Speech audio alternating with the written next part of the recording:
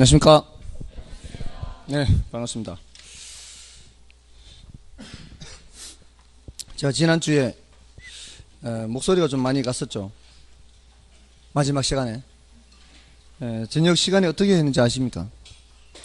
저녁 시간에 거의 목소리가 안 나왔어요. 수업을 겨우겨우 했습니다. 그리고 금요일 날도 마찬가지고요.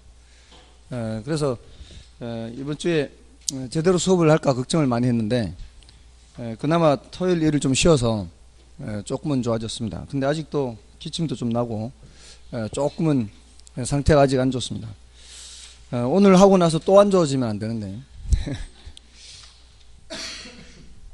자, 다시 또 이제 5월 새로운 순환이 시작됐습니다.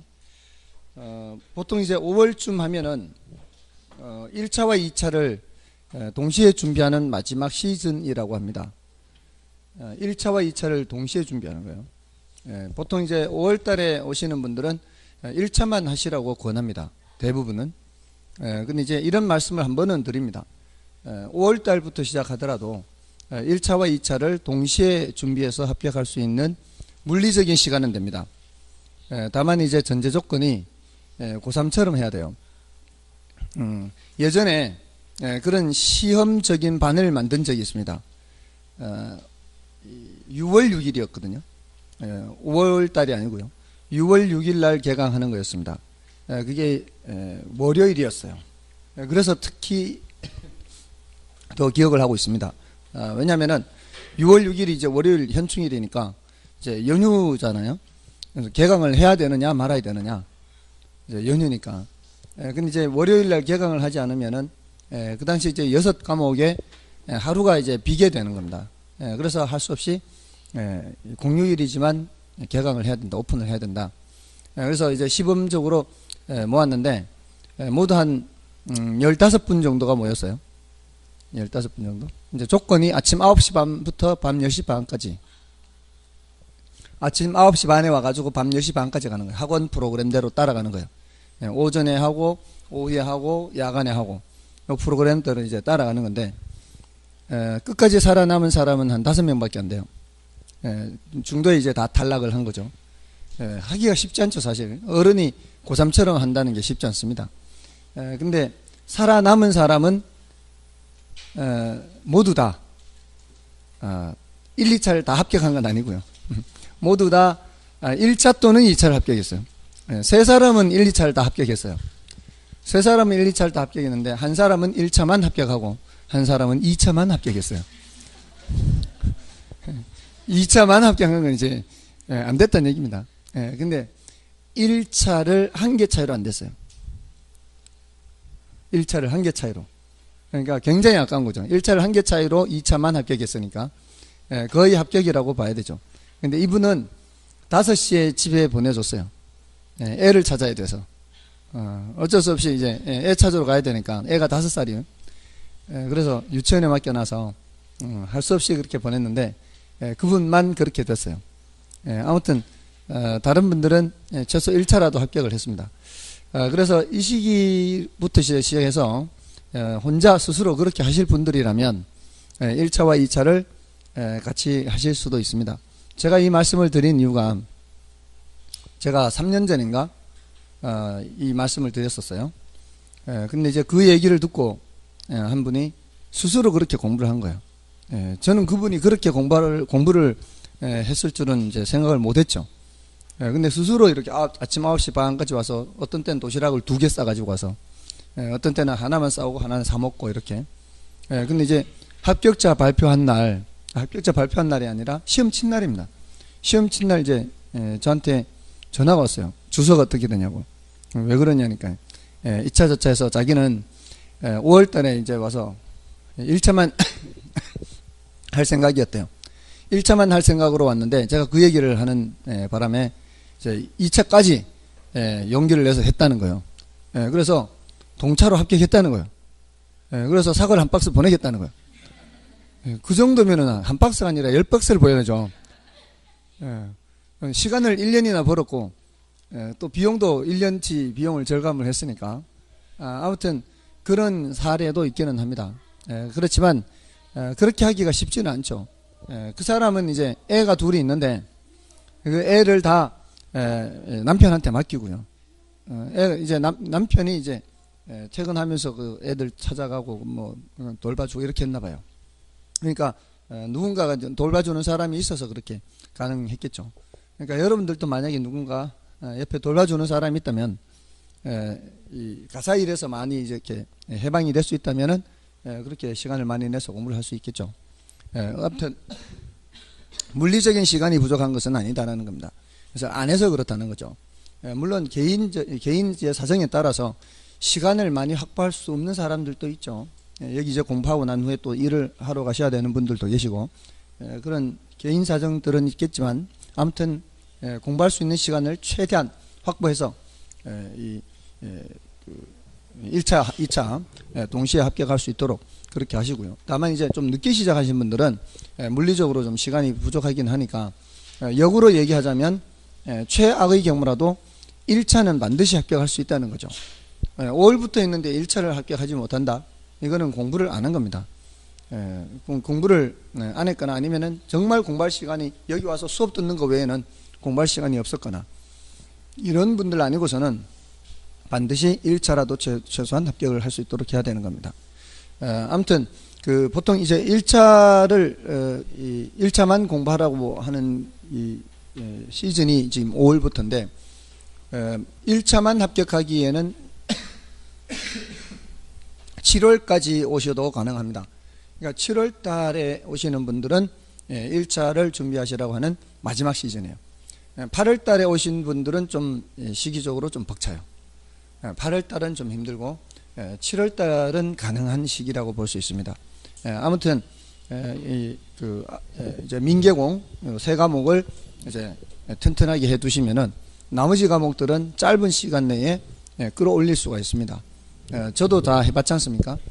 민계공도 있고 그다음에 이제 등기법이 있긴 해요. 등기법은 짧은 시간 내에 끌어올리기가 좀 쉽지 않은 것 같아요. 근데 중개사법하고 그리고 세법, 요 지적법 요런 것들은 짧은 시간 내에 끌어올릴 수 있는 과목들입니다. 자, 그러니까 일단 민계공을 좀 튼튼하게 해 두시고 6월까지는 그렇게 민계공을 튼튼하게 해 두시고 그 다음에 이제 2차 다른 과목에 승부를 거는 방법으로 하는 방법이 있어요.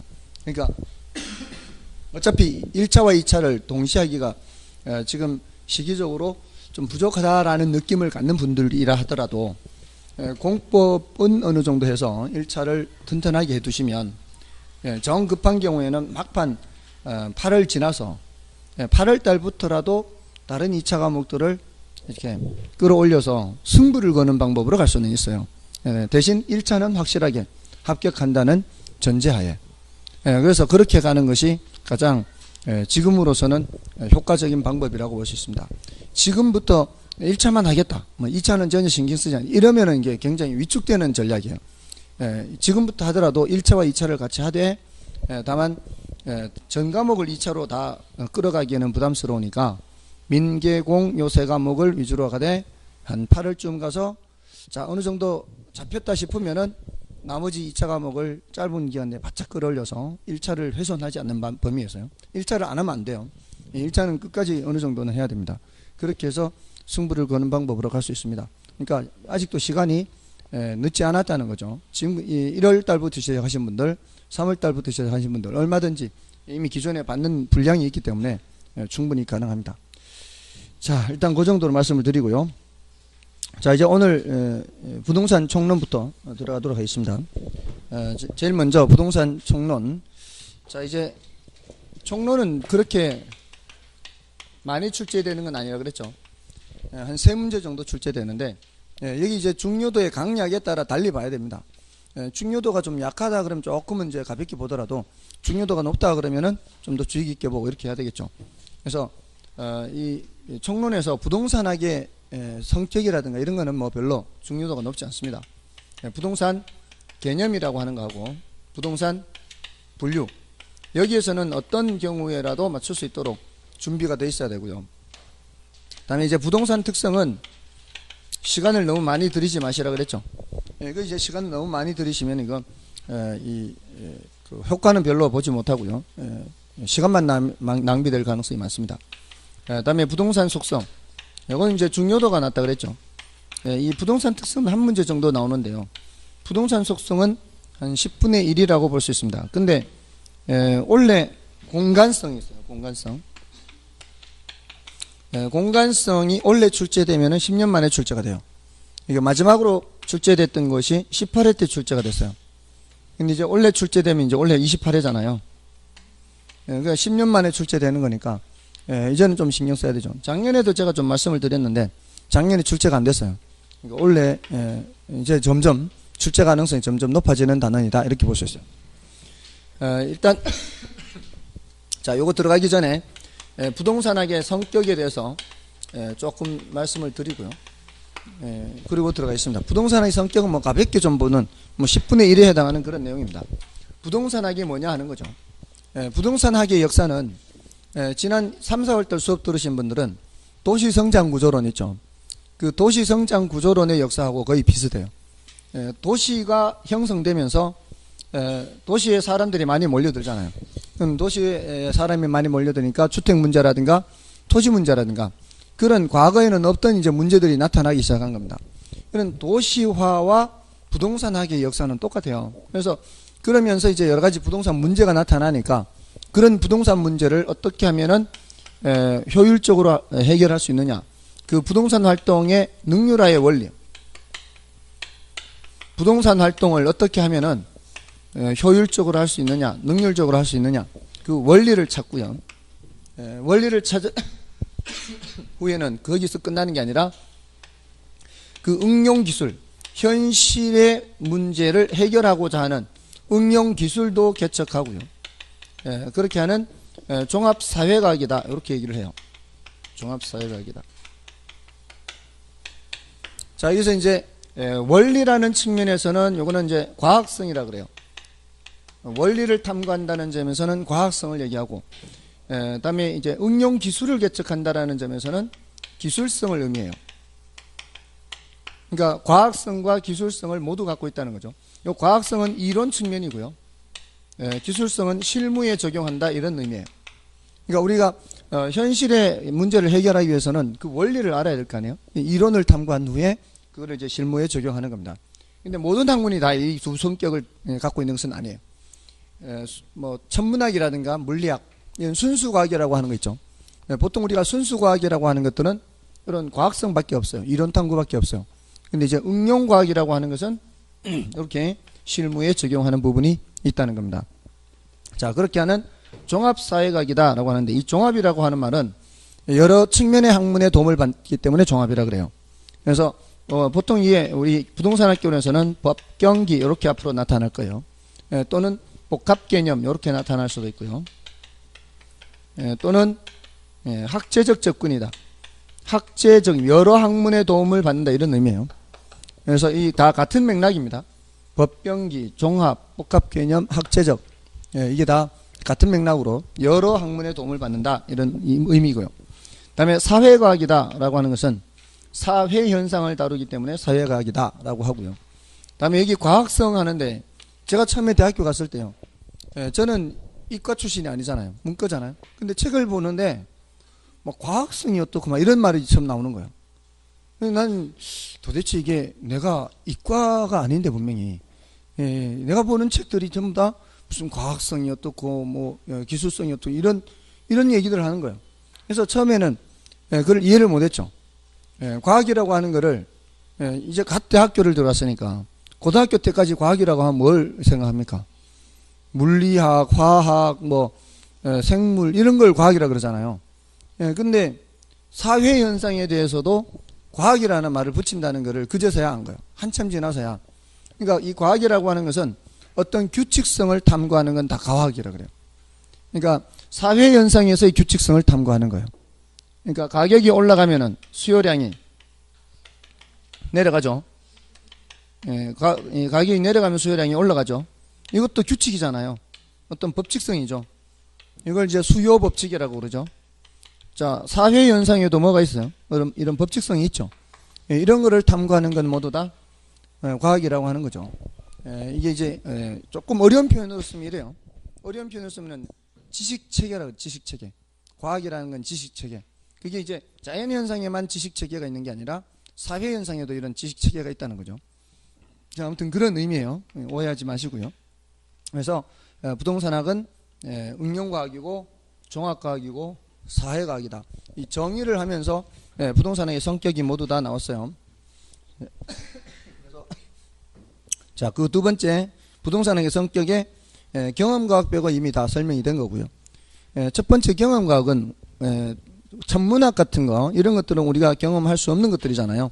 근데 부동산학이나 이런 것들은 우리가 경험할 수 있는 부분을 다룬다고 해서 경험과학이다라고 얘기를 하는 겁니다.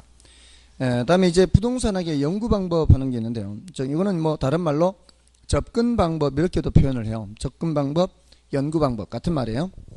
자, 이거는 간단하게 좀 살펴보는 정도고요. 분산식 접근 이런 게 있고요.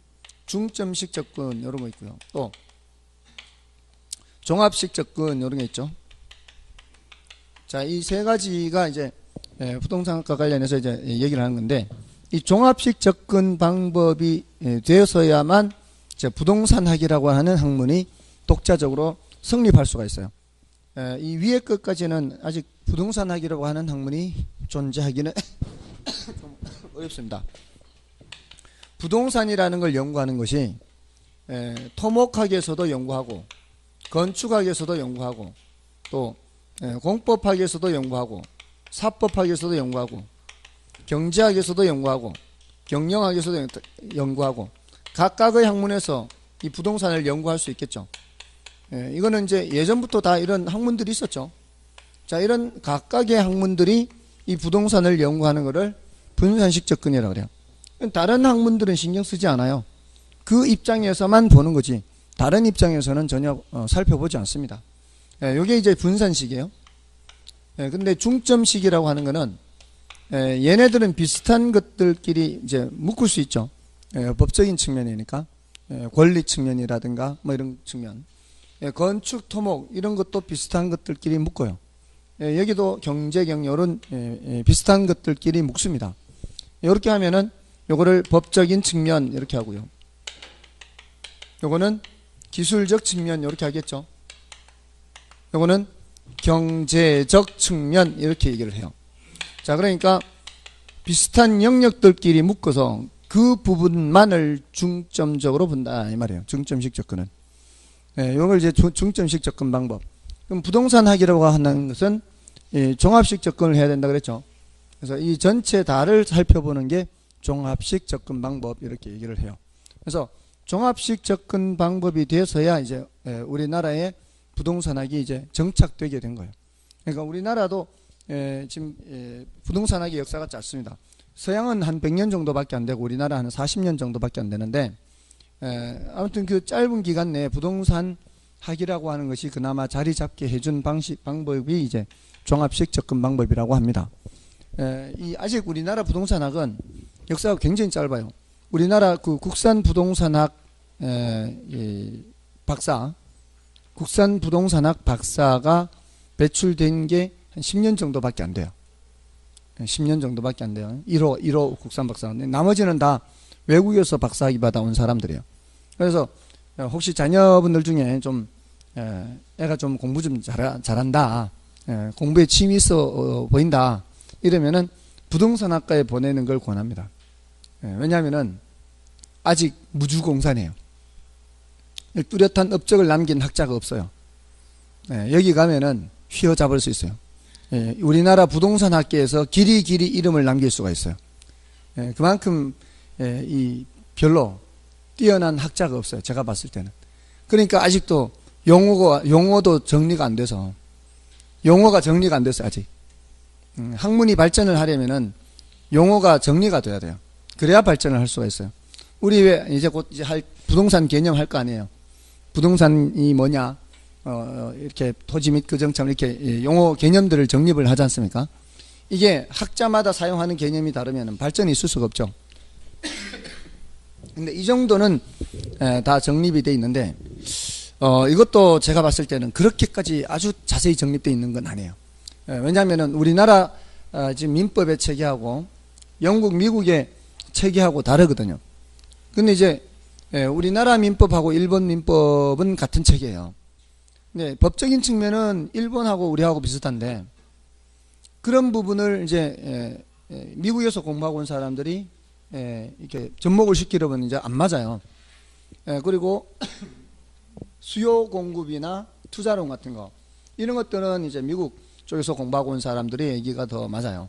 그러니까 이거를 적절히 우리나라의 어떤 부동산학으로 이렇게 결합시킬 수 있는 능력이 있는 사람이었다는 거죠. 아직은. 그래서 굉장히 혼란스러운 상태예요, 사실은. 그래서 그렇게 권해드리는 겁니다. 참고로 이렇게 말씀을 드린 거고요. 다음에 이제 의사결정 접근 방법 있죠. 마지막에. 요거는 이제 그 경제학에 쓰는 방법이요. 의사결정 접근. 요거는 경제학에서 사용하는 방법인데 여기서 이제 의사결정이라고 하는 것은 경제 주체의 의사결정이에요. 경제 주체라고 하면 이제 수요자가 있고요. 공급자가 있어요. 그리고 정부도 있어요.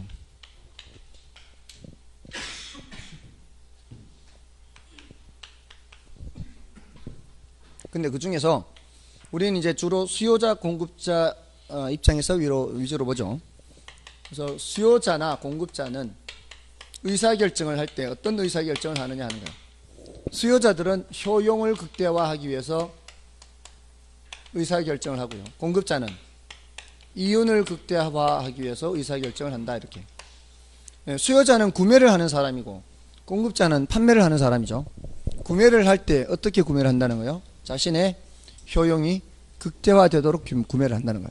예를 들어 여러분들 이제 가게가 있다면은 예를 들어 한 달 가게 예산이 200이다 또는 300이다. 그러면 그 예산 범위 내에서 월 임대료를 지불한다, 아니면 식료품을 구매한다, 옷을 산다, 또는 술도 한 잔 먹는다, 노래방에도 한번 간다, 이렇게 지출을 하잖아요. 지출을 할 때 너무 한쪽으로 몰아서 지출하면은 이게 다른 쪽에 이제 이 효용을 얻을 수가 없잖아요. 그러니까 골고루 이렇게 해서 자신의 뭐가 극대화되도록, 효용이 극대화되도록 행동을 한다는 거예요. 지출을 할 때. 대체로 그렇지 않습니까? 반드시 그렇지는 않죠. 반드시 그렇지는 않지만 이렇게 가끔 가다 보면은 이제 즉흥적으로 기분에 이렇게 질러 놓고는 후회할 때가 있잖아요. 그죠? 이런 경우는 이제 인간이 아니에요. 경제학에서는 그러면 인간이 아니에요. 경제학에서는 항상 그런 행동을 해야만 인간이 되는 거예요. 요거를 이제 합리적 인간이라고 해요. 근데 인간이 이렇게 합리적이지만 않습니다. 인간이 비이성적 수요를 할 때가 있거든요. 비이성적 수요. 굉장히 점잖은 표현이죠. 비이성적 수요. 근데 이건 다른 말로 이제 정신 나간 수요입니다. 예를 들어서 10만 원 붙여놨을 때는 안 팔리는데 100만 원 붙여놓으니까 팔려요. 과시효과예요. 과시효과. 나는 이런 거 쓴다. 이런 거. 이런 이 비이성적인 수요가 있어요. 또 다른 사람이 하니까 같이 덩달아 가는 거. 누가 장에 가니까 걸음지고 장에 가는 것처럼 이런 걸 편승 효과라 그래요. 그런 효과가 있어요. 그건 다 비이성. 편승 효과는 예전에 그거 보면 알 수 있어요. 그 신창원이 탈옥했을 때 한참 동안 안 잡혔죠. 여자들한테 워낙 잘해주니까 신고를 안 하잖아요. 잘해주니까 그 신고할 일이 뭐 있어요. 맞잖아요. 계속 잘해주기를 바라지. 감옥에 안 가고. 근데 마지막으로 그 잡혔을 때 입었던 옷 엄청 유행했죠. 신창원이 그 입었던 옷이 한창 유행했어요. 그건 바로 편승 효과라고 해요. 편승 효과. 이거는 비이성적이에요. 다른 사람들이 입으니까 같이 입고 이런 거잖아요. 이런 걸 이제 밴드웨건 이펙트라 그래요. 밴드웨건 이펙트. 밴드웨건이 뭔지 아십니까? 밴드웨건. 밴드웨건이라는 거는 밴드웨건 요거는 포장마차예요. 술 마시는 포장마차 아니고요. 술 마시는 포장마차가 아니고 그 서양에서 미국에서 1849년도에 서부에서 금광이 발견됐어요. 서부에서 금광이 발견되면서 동부의 사람들이 너도 나도 포장마차에 짐을 싣고 서부로 그러면서 이제 인디언들하고도 알력도 생기고 인디언 그거는 나오잖아요. 서부 총잡이 시점에 총 쏘고 이렇게 그 시대. 그래서 다른 사람들이 전부 다 이제 섭으로 가니까 포장마차 타고 너도 나도 다 섭으로 가는 거죠. 그걸 밴드웨건 이펙트래. 딴 사람이 하니까 덩달아 따라 하는 거. 우리나라로 치면은 걸음지고 장에 간다 이거죠. 딴 사람이 장에. 이게 밴드웨건 이펙트예요. 이 1849년이 미국에서는 굉장히 큰 의미가 있는 해인가 봐요. 이 단어 중에 49er가 있어요. 49er 들어보셨나요? 49er. In a cavern, in a cannon, excavating for a mine, dwelt a miner 49er and his daughter Clementine. 할 때 49er가 나와요. 넓고 넓은 바닷가에 그 노래 있잖아요. 그게 어떤 가사인가? 원래 원곡은 in a cavern, in a cannon. 이제 계곡이에요, 계곡. 계곡에 dwelt a miner. 이 마이너는 광부예요, 광부. 마인이 이제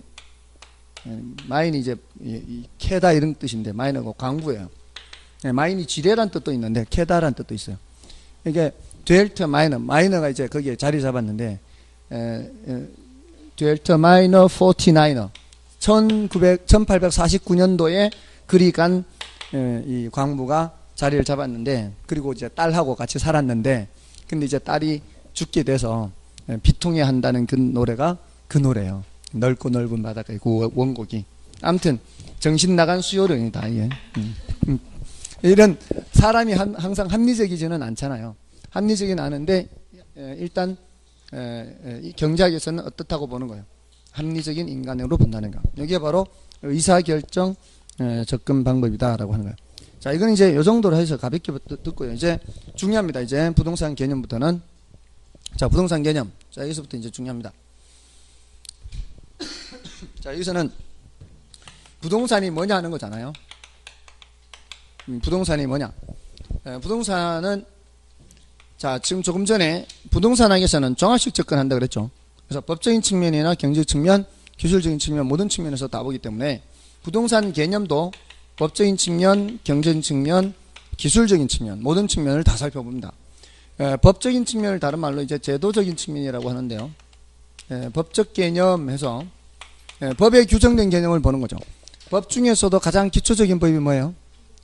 가장 기초적인 법이 민법이죠. 민법에 규정된 부동산 개념. 자, 이걸 협의의 부동산 이렇게 합니다. 이 법학을 공부하는 사람들은 가장 먼저 민법을 먼저 공부합니다. 그 다음에 이제 다른 법들을 공부를 하는 거예요. 가장 기초적인 법이 민법이에요. 근데 이제 민법에 뭐라고 규정되어 있어요? 민법에 토지하고 그 정착물이에요. 부동산이라고 딱 정해놨어요. 부동산이라 하면 토지 및 그 정착물 이렇게 법적으로 정해놨단 말이죠. 자, 그러니까 토지는 뭐 분명한데 정착물이 뭔지를 알아야 되죠. 그래서 여기 대해서 체크를 해야 되고요. 그 다음에 협의가 있으면 광해도 있죠. 광해 부동산 하면 토지 및 그 정착물 외에도 준부동산 또는 의제부동산 그래요. 자, 이거는 민법상 부동산이 아니란 얘기죠. 민법상 부동산은 아니지만 민법상 부동산처럼 취급하는 거예요. 이 두 가지만 체크가 되면은 법적 개념은 체크가 되는 거고요.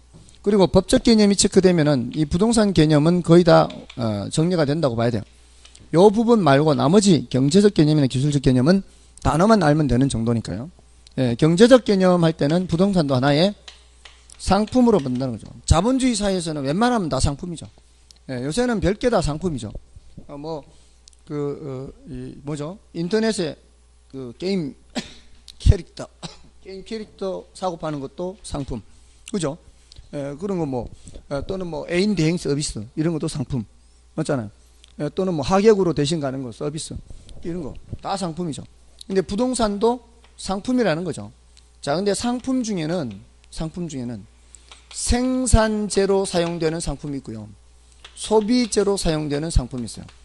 근데 이걸 오해를 하면 안 돼요. 어떤 재화가 생산재면 소비재가 아니고 어떤 재화가 소비재면 생산재가 아니고 그게 아니에요. 어떤 재화든 이 두 가지 성격을 대부분은 다 갖고 있어요.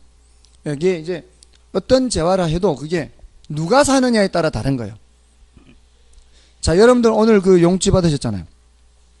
A4 용지 받으셨죠? 그 A4 용지를 이게 학원에서 사면은 생산재가 되는 거예요. 근데 가정집에서 사면 소비재가 되는 거죠. 그러니까 누가 사느냐에 따라서 생산재, 소비재가 달라지는 거예요. 그래서 이거는 업체에서 구매하는 겁니다. 업체에서 구매하면은 생산재, 뭔가를 상품을 생산하기 위해서. 근데 가정집에서 구매하면은 소비재가 되는 거죠. 근데 토지는 어떤 성격이 강하고요? 토지는 생산재 성격이 강하고, 물론 이쪽 성격도 있죠. 그리고 주택은 어떤 성격이 강하고 소비재 성격이 강하고 이쪽 성격도 있다, 이렇게 볼 수가 있거든요. 그래서 이 양쪽의 성격을 모두 다 갖고 있다.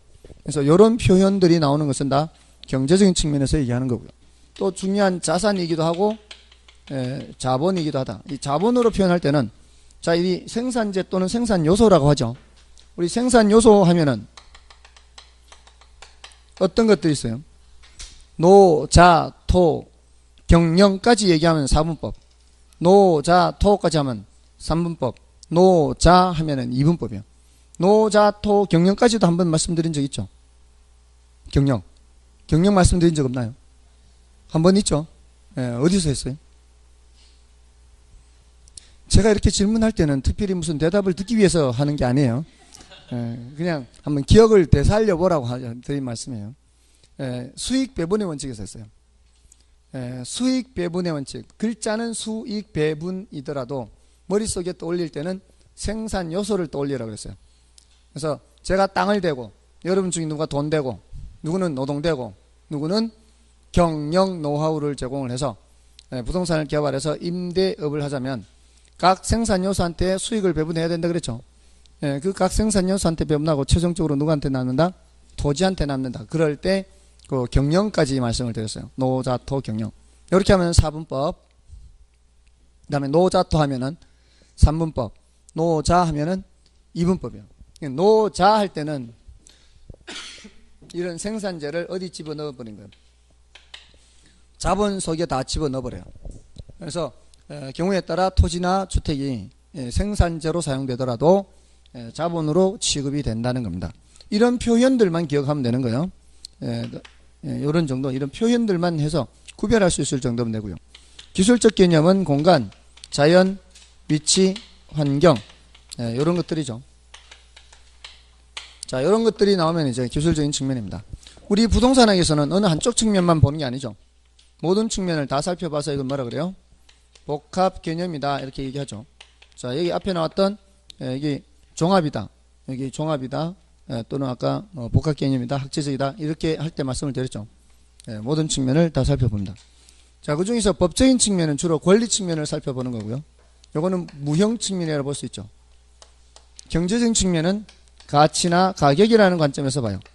요것도 무형 측면이죠. 그리고 기술적 측면은 유형 측면이다, 이렇게 볼 수가 있어요. 자, 여기에서 이제 더 체크를 해야 되는 게 뭐예요? 바로 이 정착물이죠. 정착물. 자, 이 정착물은, 자, 여기서 근데 중요하지 않다 그럴 때는 잘 듣더니 중요하다 그러면 이제 여기서는 별로 잘 안 듣고 이러면 안 되죠. 이렇게 공부를 하는 게. 저 때는 그냥 별로 신경 안 써도 돼요. 중요하다 할 때 더 신경 써야 되는 거죠. 이 중에서도 지금 제일 키포인트가 이거예요. 그죠? 정착물하고 준부동산.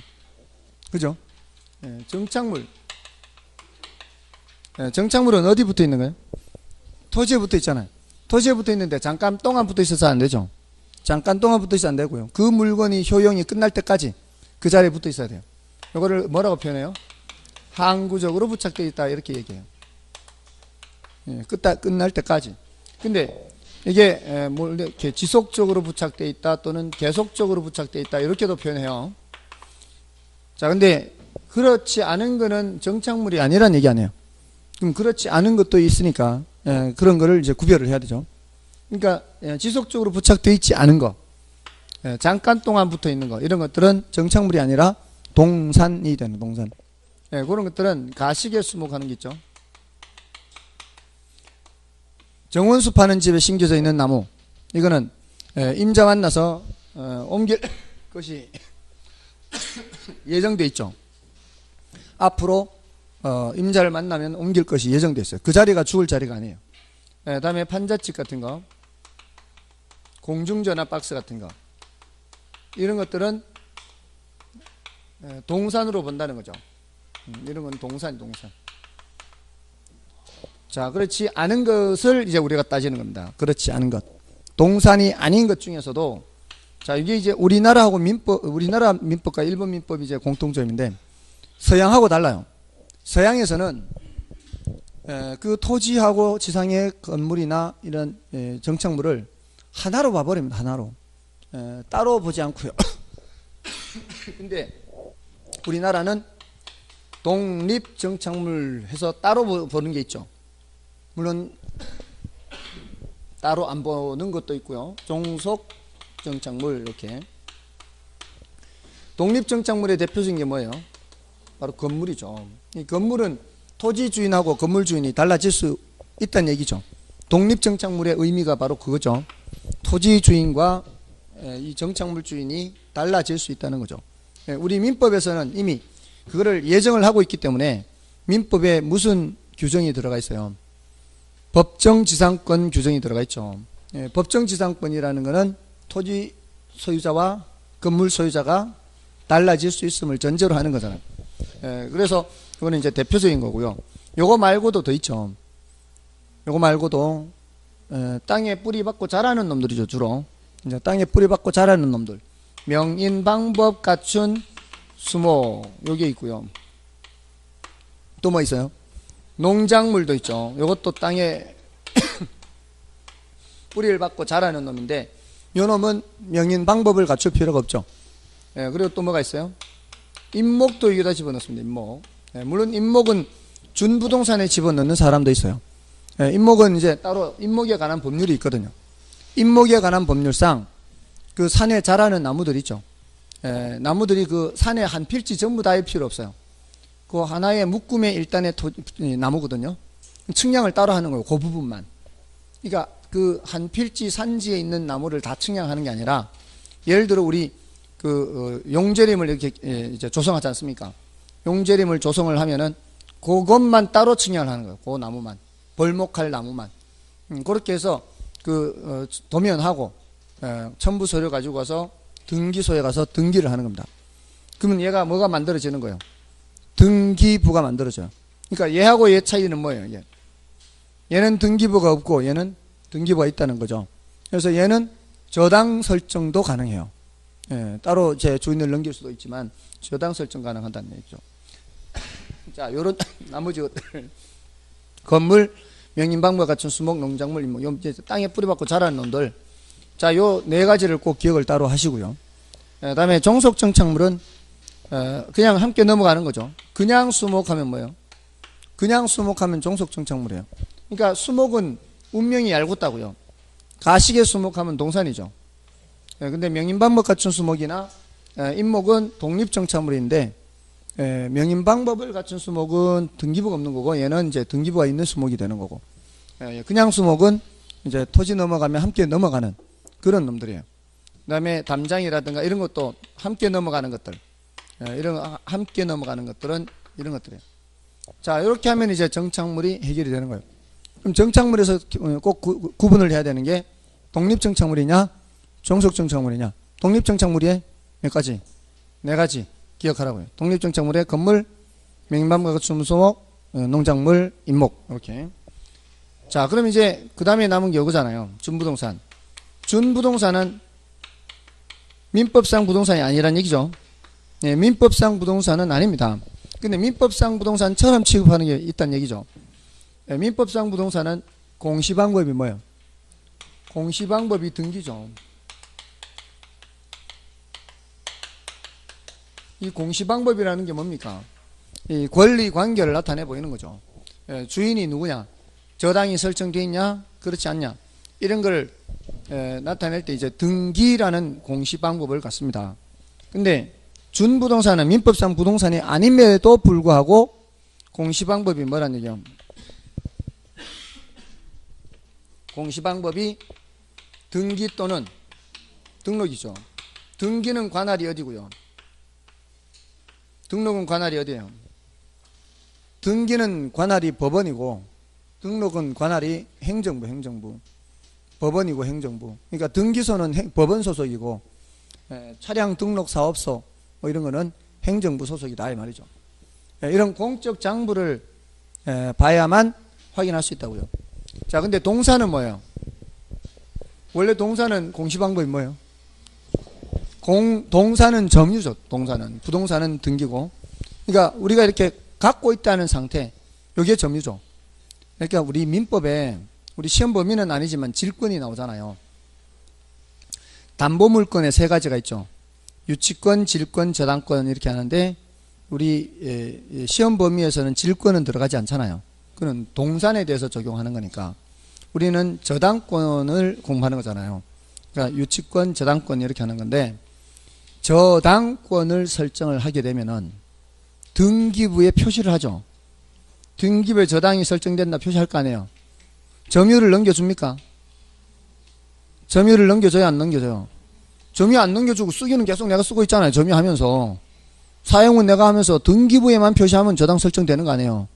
근데 질권의 경우는 어떻게 해요? 전당포의 시기에 맡겨야 되죠. 내가 못 써요. 점유를 넘겨줘야 된다고. 그래야 그게 질권이 형성이 되는 거죠. 맞지 않나요? 바로 그거라고요. 근데 동사는 이렇게 점유를 넘겨주고 이렇게 해야 이게 공시가 된다고요. 근데 여기 있는 놈들은 민법상 부동산은 아닌데도 불구하고 공시방법이 뭐이면서 등기 등록이면서 자 볼까요? 여러분들 자동차 할부로 사봤나요? 자동차 할부로 사면은 거기 자동차 등록 원부에 저당 설정되어 있는 거 혹시 확인해 보셨나요?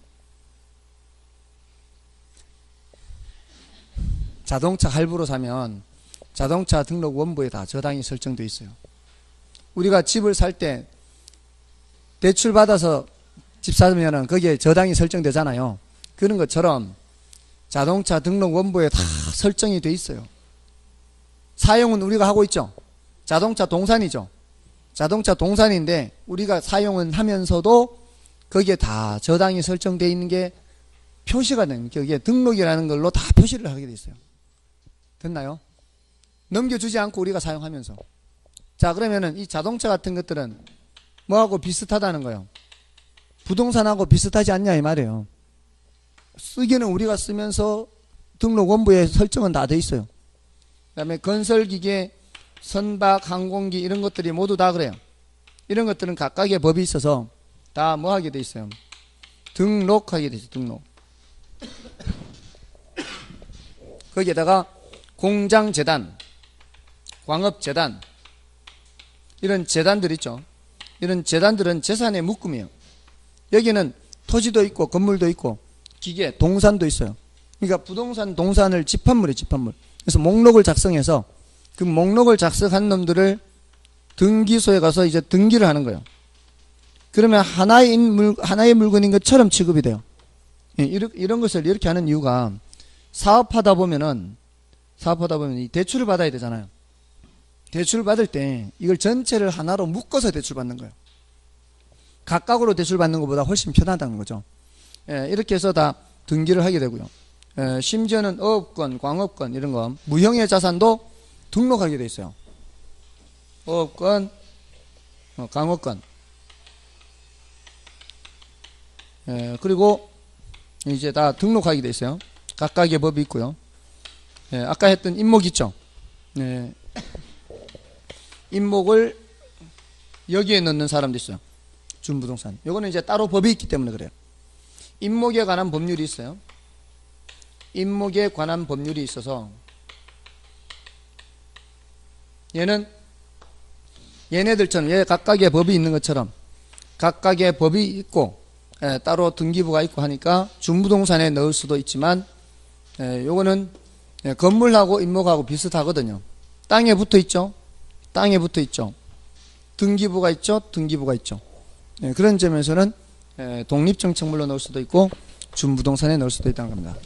자, 여기까지가 되면 이제 준부동산까지 다 된 거예요. 자, 그러면 결국 준부동산에서는 키워드는 뭐고요? 준부동산의 키워드는 등기, 등록이라는 공시수단. 등기, 등록. 공시수단이 등기 또는 등록이라는 거라는 거죠. 그리고 구체적인 예들 기억을 하면 되죠. 저 예들은 다 전부 다 준부동산에 해당하는 거다. 그래서 13쪽에 이제 보시면 협의의 부동산, 토지와 그 정착물에서 토지는 뭐 특별히 말할 거 없고요. 정착물 해서 이걸 다시 어떻게 나누어요? 독립정착물, 종속정착물 또는 부속물 나누죠. 자, 그 중에 독립정착물 4가지 체크를 해야 되죠. 하나는 건물, 그 다음에 명인방법 갖춘 수목, 그 다음에 C에 2개가 더 있어요. C에는 농작물 일단 동그라미 하고, 그 밑에 임목 동그라미 한 대죠.